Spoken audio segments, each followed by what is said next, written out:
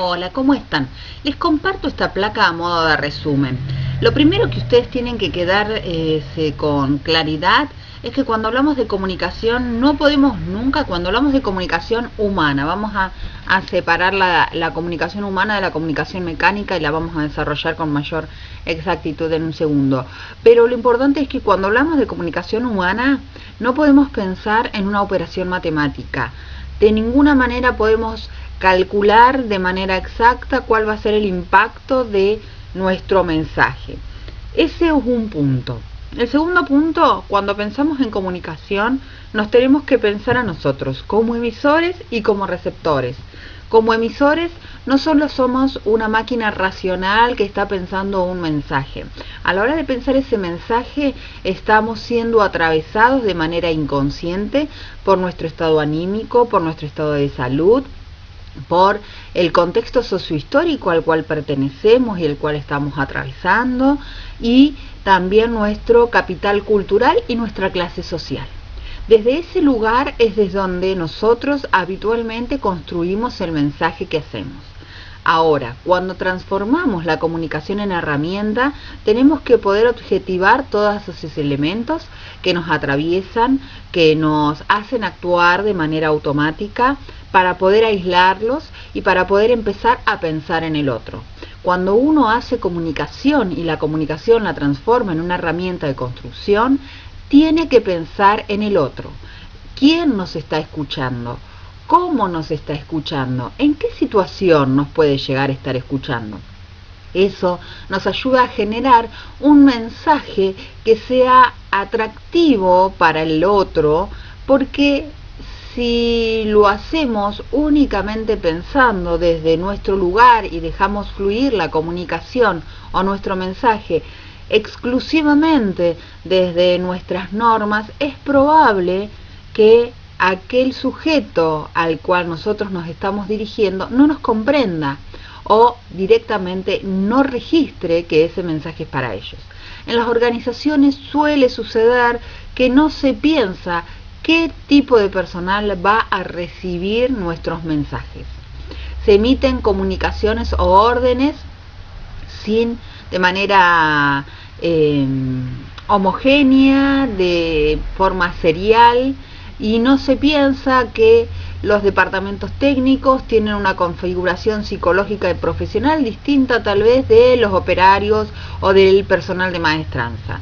Entonces, cuando a ustedes les toque estar al frente de recursos humanos, que además es un nexo de comunicación intenso con el resto de los estamentos organizacionales, porque a ustedes les toca hacer que se trabaje con armonía y coordinación dentro de las organizaciones, y el hecho de que no se tenga presente las diferentes tipologías de personas dentro de, o diferentes perfiles dentro de la organización, muchas veces dilata la ejecución de las tareas. Entonces, cuando uno piensa en comunicación, tiene que pensarla no solamente como un elemento aislado, sino como un elemento de construcción. ¿Y qué construye esta comunicación? Primero vamos a analizar los elementos de esta tríada que, como ustedes ven, están en permanente interacción. Cuando hablamos de sociedad, estamos hablando de un conjunto de sujetos sociohistóricos. ¿Qué quiere decir sociohistóricos?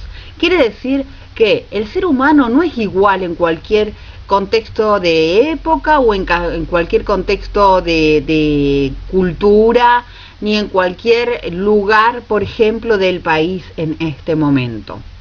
Nosotros tenemos determinadas posibilidades. Si en este momento nos estamos conectando es porque tenemos un recurso y nos permite a nosotros poder avanzar o sostener un proceso de aprendizaje que tal vez a otros se les complique más o directamente lo tengan anulado porque no tienen o el conocimiento o no tienen el recurso o no tienen el factor económico que permite acceder al conocimiento y al recurso técnico para poder proceder y poder avanzar en el proceso educativo en este momento. Entonces, La mirada o la perspectiva desde las cuales ustedes se están conectando en este momento con la educación es diametralmente opuesta a aquel que está aislado del proceso, o está aislado del acceso a la tecnología, o tiene el recurso técnico, tiene una compu en su casa, tiene un celular en su casa, pero no tiene internet. Bien, eso hace que se perciba totalmente distinta a la situación. Eso lo constituye en un sujeto sociohistórico específico que desde ese marco va a entender lo que le pasa. Lo que le pasa a él, lo que le pasa al otro y lo que le pasa al conjunto. La suerte de interacciones que surgen de el vínculo entre los sujetos sociohistóricos es de carácter social. Eso es la sociedad. Ahora, cuando estos sujetos necesitan vincularse, lo hacen a través de la comunicación. La comunicación va a ser verbal, ¿sí? Cuando hablamos del verbal estamos hablando del uso de la lengua, estamos hablando del uso de las palabras, sea escrito o sea oral. No se confundan, a veces la verbalidad se confunde con la oralidad, no tiene nada que ver. La verbalidad es el uso del verbo, de la palabra, ¿sí? Entonces la comunicación puede ser de carácter verbal o de carácter gestual, y en este momento ustedes a mí no me están viendo, pero seguramente están escuchando ciertas entonaciones de las palabras. Esas entonaciones, énfasis, silencios y demás son elementos paratextuales y paraverbales que le otorgan sentido a lo que ustedes están escuchando y que tiene que ver con lo que íntimamente yo estoy considerando que debe ser importante resaltar. Ahora bien, ahí es donde empieza a funcionar la comunicación. Es como un elemento que va tejiendo y va incrementando la interacción entre los sujetos sociohistóricos. En ese proceso de construcción del vínculo entre estos sujetos aparece la cultura. La cultura es entonces un factor, para decirlo a grandes rasgos, de elementos objetivos me refiero a tecnología, artefactos y demás, y también de elementos subjetivos, de valoraciones morales, de elementos abstractos de carácter objetivo como son las leyes. Todo eso que conforma la cultura va surgiendo de la interacción entre los sujetos sociales que se valen o que usan la comunicación. Se me ocurrió como para que ustedes tengan una idea de qué estamos hablando cuando hablamos de cultura y cómo la cultura puede cambiar fuertemente en cada organización, y a los objetos le podemos dar valores distintos y también para que puedan mirar la comunicación desde otro lado. Hay una película que es muy muy vieja, si no me equivoco es de la década del 70, que se llama Los dioses deben estar locos 1. Por ahí en internet, si buscan, la encuentran. Yo voy a tratar de rastrearla y si lo encuentro les comparto el link, porque además de ser divertida la película, nos expone o nos pone en evidencia cómo la cultura nos marca la diferencia de apreciación, no solamente de los objetos, sino también de los sujetos y de la relación entre los seres humanos. Pero todo eso es construcción histórica, no es natural. Es el resultante de el vínculo entre los sujetos y la superación de instancias a través de la historia. Básicamente lo que hoy nosotros tenemos como cultura es lo que ha logrado imponerse sobre otras formas de hacer, pensar y sentir.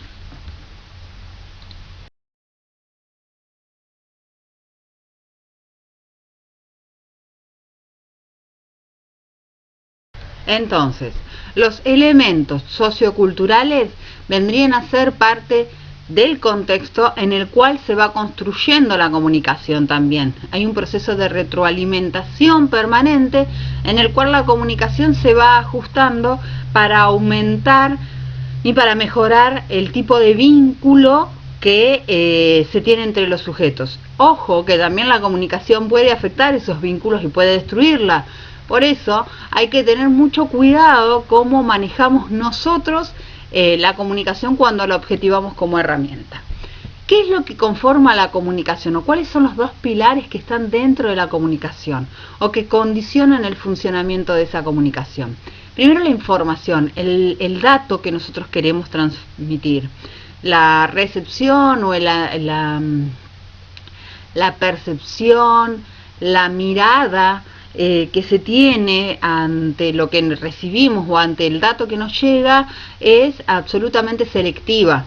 Generalmente le prestamos atención a lo novedoso, generalmente le prestamos atención a aquello que evidencia algún carácter de importancia para nosotros. Pero ese dato y el valor que le damos a ese dato está vinculado específicamente al tipo de relación que nosotros tenemos con el emisor.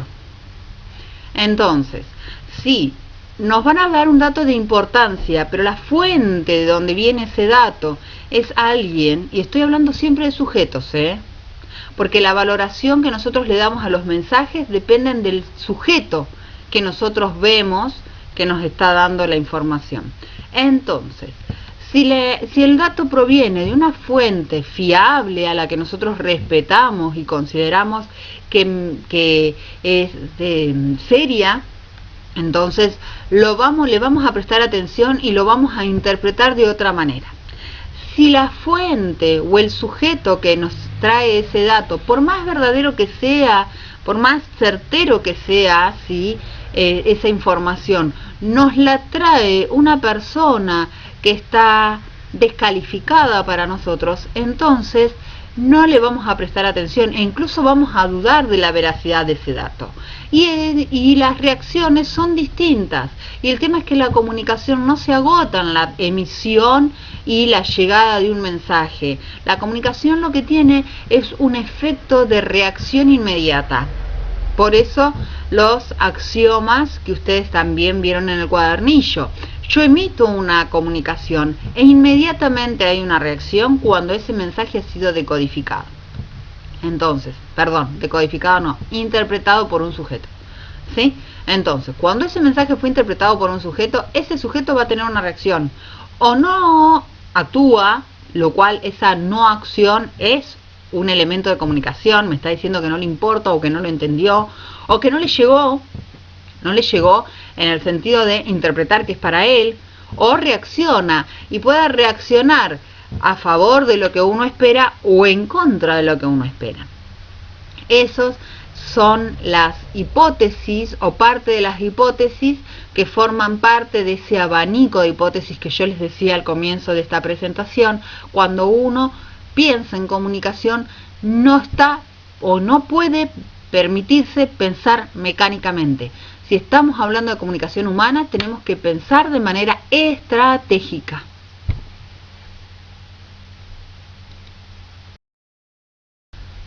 Cuando hablamos de información y estamos hablando de un dato a transmitir, no solamente va a estar condicionada la recepción por el tipo de relación, sino también por lo gestual y lo verbal. O sea, esa información yo la pongo dentro de un canal que va a ser el aire, por ejemplo, o en este caso la tecnología que va a reproducir lo que yo les estoy diciendo.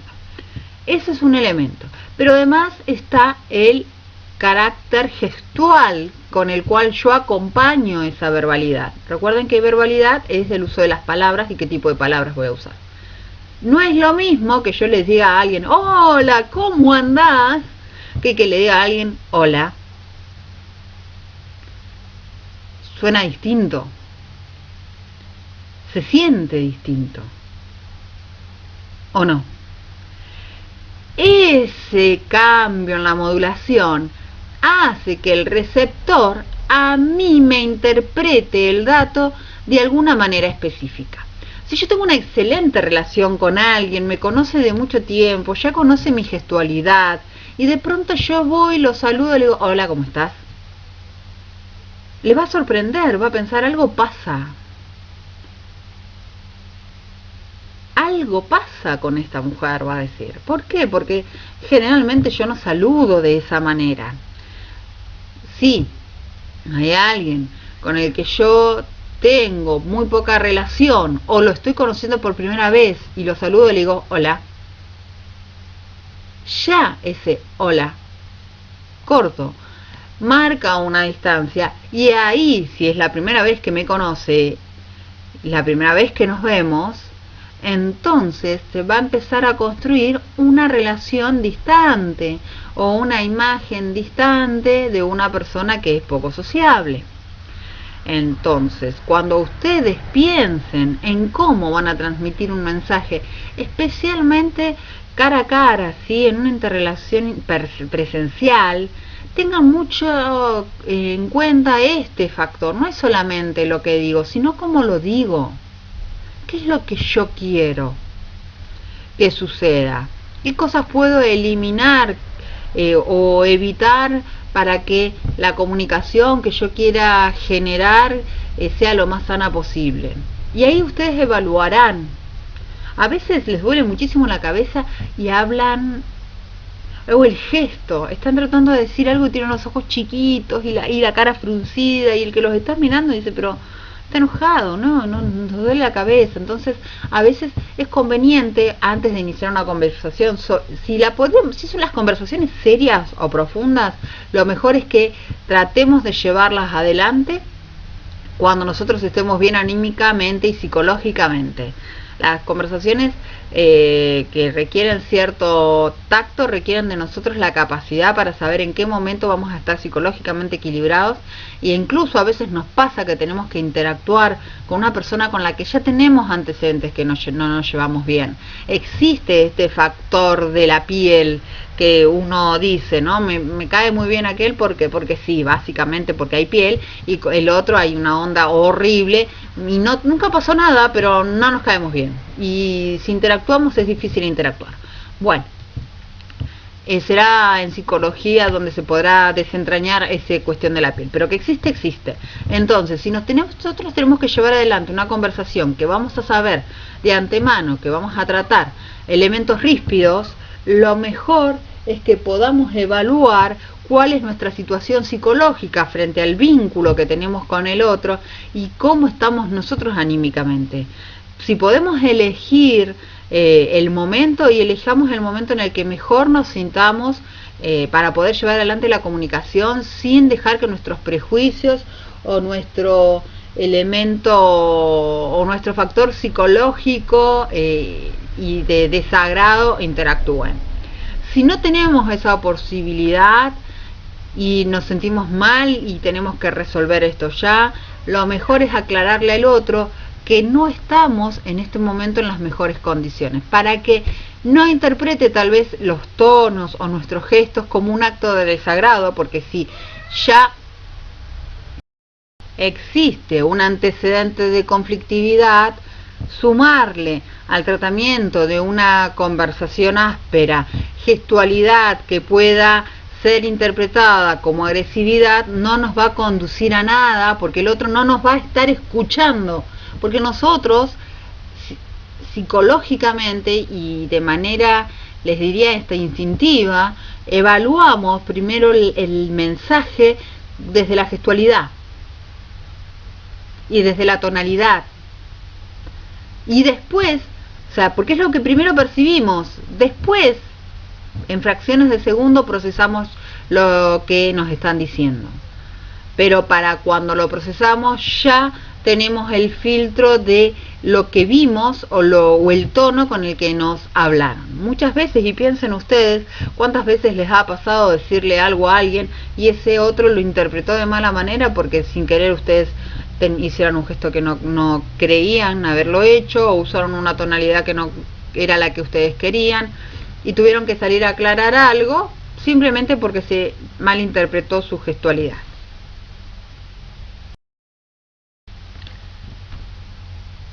Entonces, acabamos de incluir un elemento más que es la interpretación, que es básica en la comunicación humana. Cuando hablamos de comunicación mecánica hablamos de decodificaciones, algo pautado que no se altera porque si no las máquinas no funcionan. Por eso cuando se daña un programa lo que básicamente sucede en general es que deja de poder decodificar los elementos que le llegan.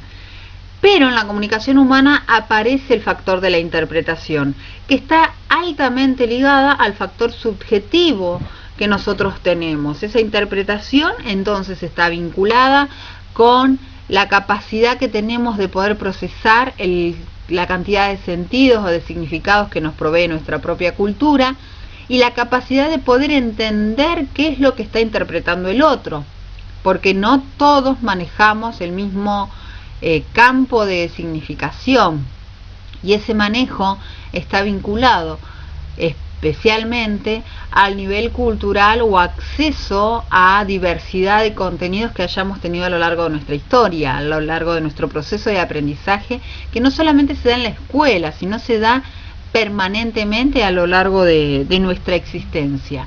Entonces, la comunicación lo que hace en principio es permitirnos tomar contacto con la cantidad de significados que nos van llegando desde afuera.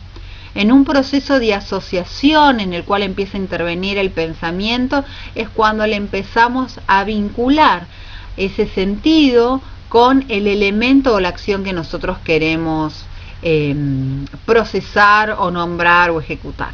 Por ejemplo, los bebés lloran por todo, pero en algún momento cuando empiezan a llorar empezamos nosotros a interpretar que ese lloran por todo tiene un sentido. Lloran porque tienen hambre, lloran porque están sucios, lloran porque les duele la panza.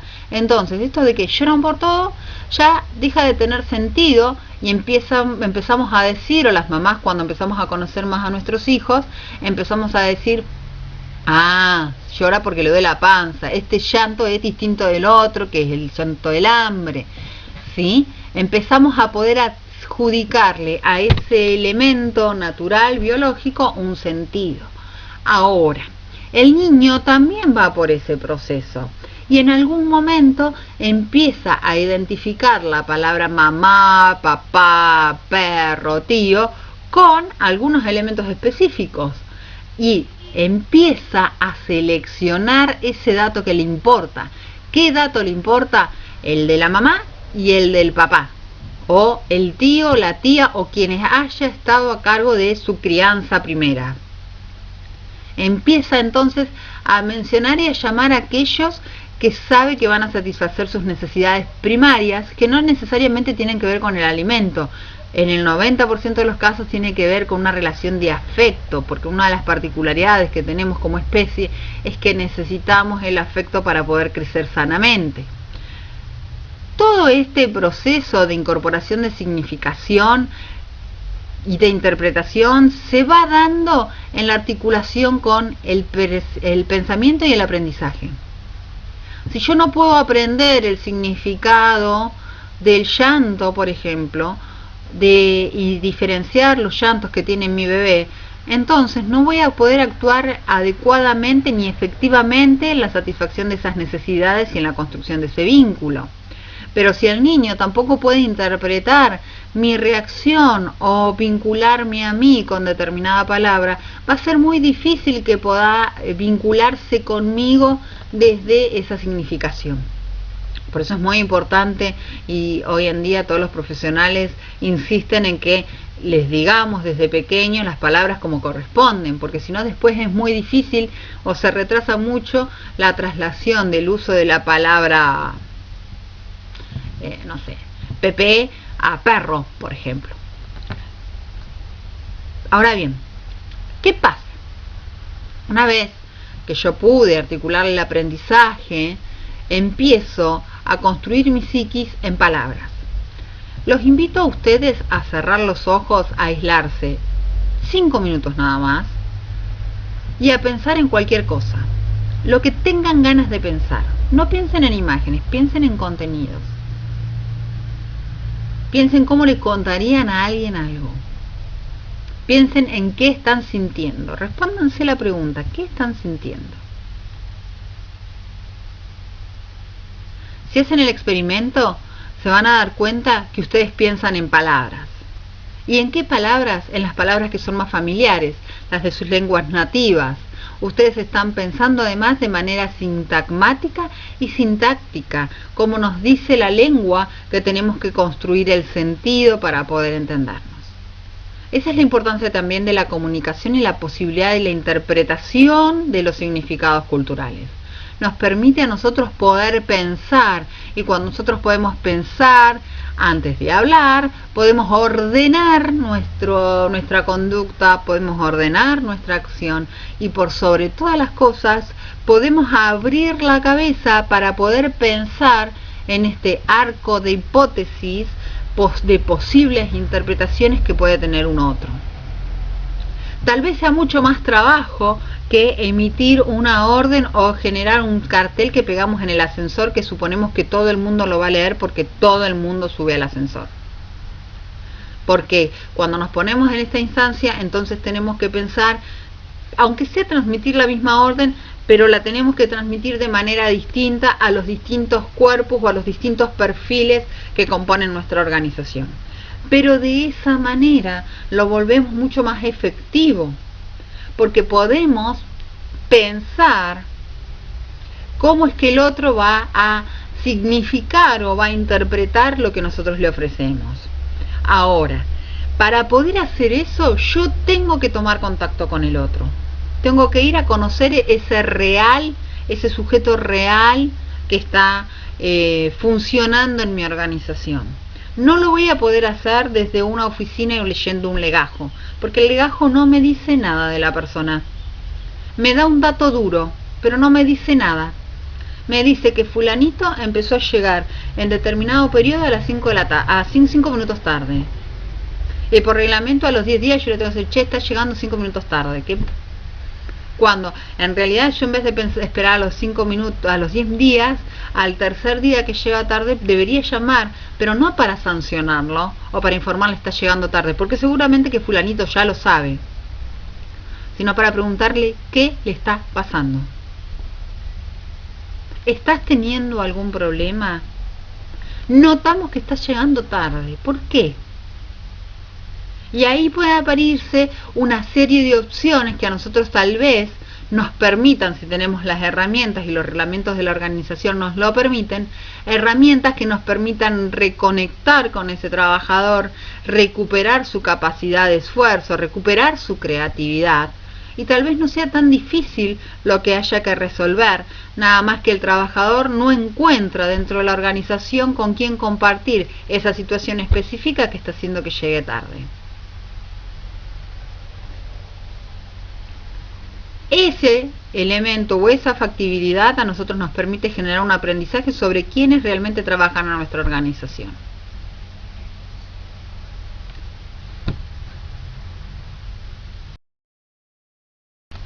Para terminar entonces, vamos a desarrollar la idea de barreras de comunicación, y si bien uno piensa que esas barreras de comunicación generalmente uno las imagina como elementos que se levantan entre la conexión entre el que emite y el que recibe, muchas de estas barreras de comunicación las portamos nosotros como sujetos sociohistóricos, las portan tanto los emisores como los receptores, y no necesariamente son el mismo tipo de barreras.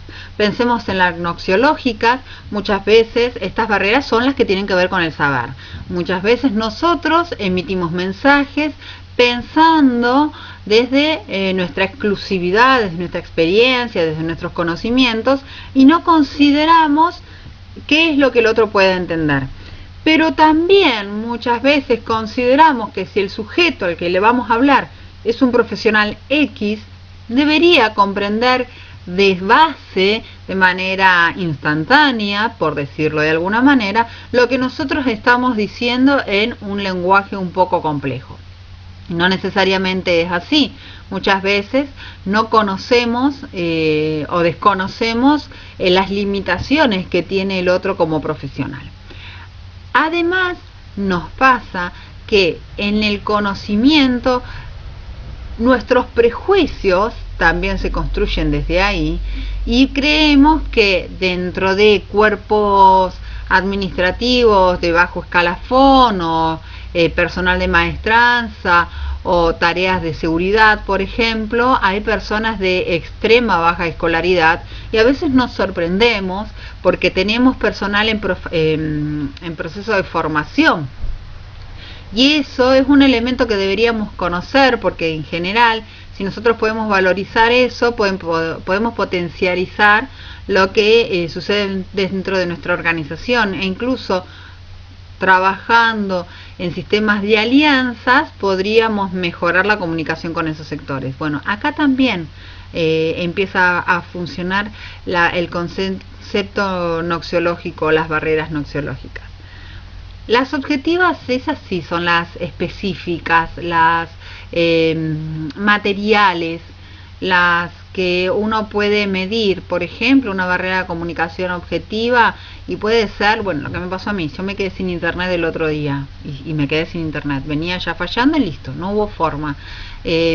Otro factor puede ser tal vez que se pierdan los papeles, que no haya suficiente cartelería en todos lados, que no se transmita el mensaje a través de un canal que llegue a todos.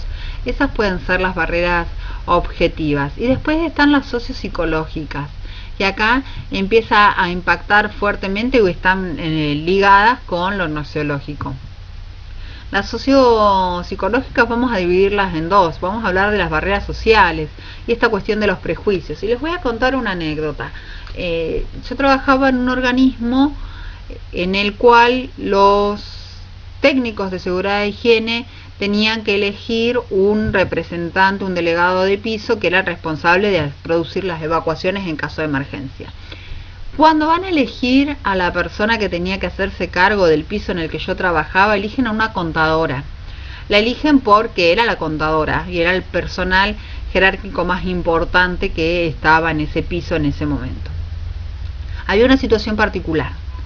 La contadora no solamente permanecía poco tiempo en el piso, sino que además no sabía cuál era el movimiento real, porque más allá de que ahí estaba el departamento de contaduría, estábamos otros dependencias, otras oficinas que teníamos mucho flujo de movimiento de gente.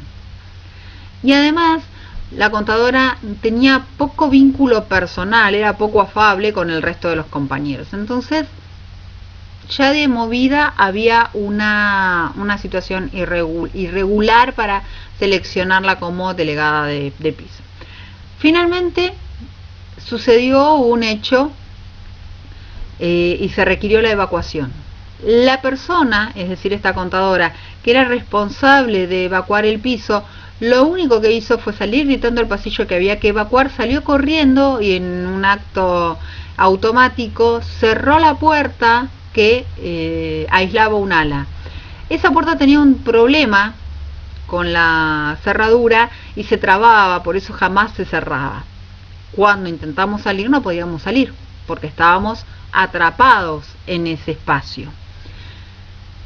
La persona que termina sacándonos de ese lugar era la cafetera.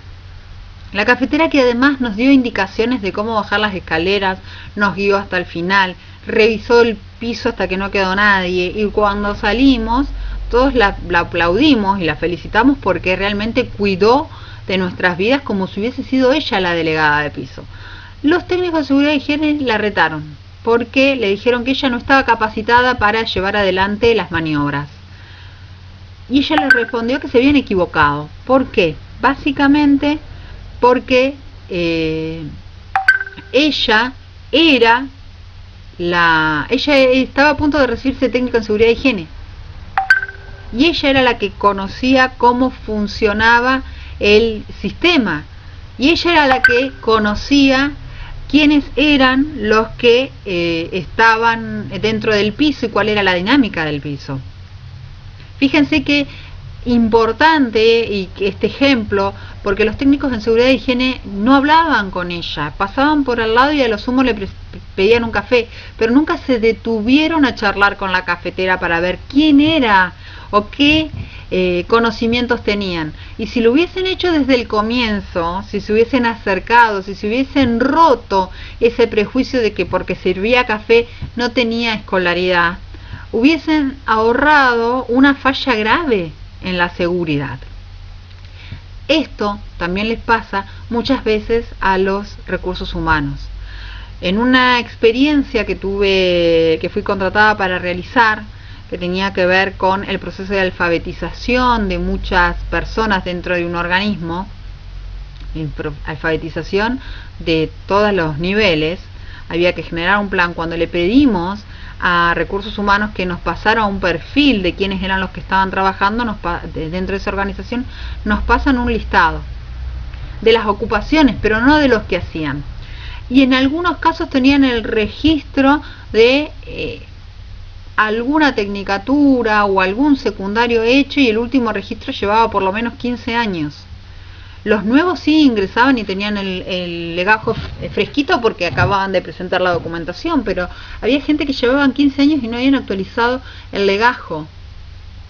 Y cuando fuimos a ver, nos encontramos que esas personas seguían trabajando, pero que, por ejemplo, habían terminado tecnicaturas en informática. Entonces me pedían una capacitación, un proceso de alfabetización, inducción al secundario cuando la persona había estudiado y era técnico en informática. Lo que pasa es que nunca, por estar en el lugar donde estaba, era sereno, por estar en el lugar donde estaba, nunca le llegaban las convocatorias, nunca le informaban, mirá, está abierta esta posibilidad.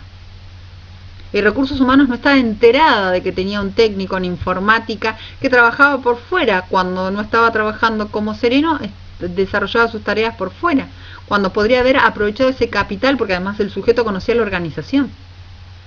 Bueno, estos ejemplos tienen que ver con las barreras en la comunicación y están vinculadas justamente con lo sociopsicológico.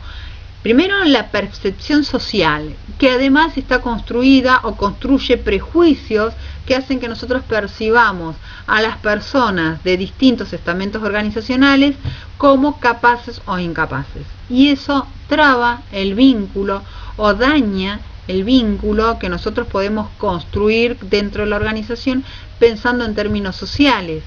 Pero además, cuando construimos ese tipo de vínculos, podríamos decirlo, nocivo o tóxico, lo que estamos construyendo es una cultura organizacional tóxica. Y estoy segura que en alguna de las materias que ustedes van cursado o cursarán, se cruzarán con el concepto de cultura organizacional, y es sumamente importante, porque es la cultura organizacional, el andamiaje que hace que una organización pueda crecer o se destruya a sí misma.